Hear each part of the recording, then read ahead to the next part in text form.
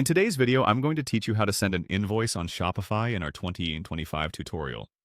Whether you're new to Shopify or simply need a refresher on sending invoices, this guide will walk you through the process step by step in a clear and engaging manner.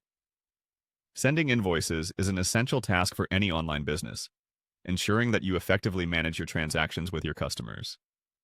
To start off, ensure you're logged into your Shopify account. Once you're in, you'll want to head over to the home page of your store. This is your main control center where you can access all of your store's features and settings. Now, look for the Settings button on the bottom left corner of your screen.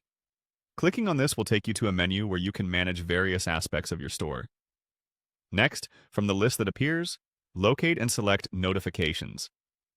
Notifications are central to ensuring that your business operations run smoothly by keeping you and your customers updated on important actions. Upon clicking Notifications, you'll see a variety of options related to different types of communication with your customers. Now, focus on the Customer Notifications section. This is where you'll find all the settings to configure the emails and messages you send to your clients.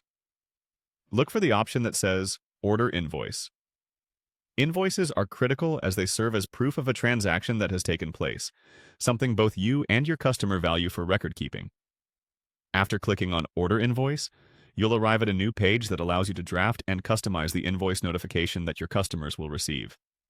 It's always a good practice to make sure that your invoice template looks professional and includes all necessary details, such as order information, pricing, and contact details. This ensures that your customer has a clear understanding of what they are being billed for. Before you send out real invoices, it's helpful to do a test run. Look for and click on the Send Test button.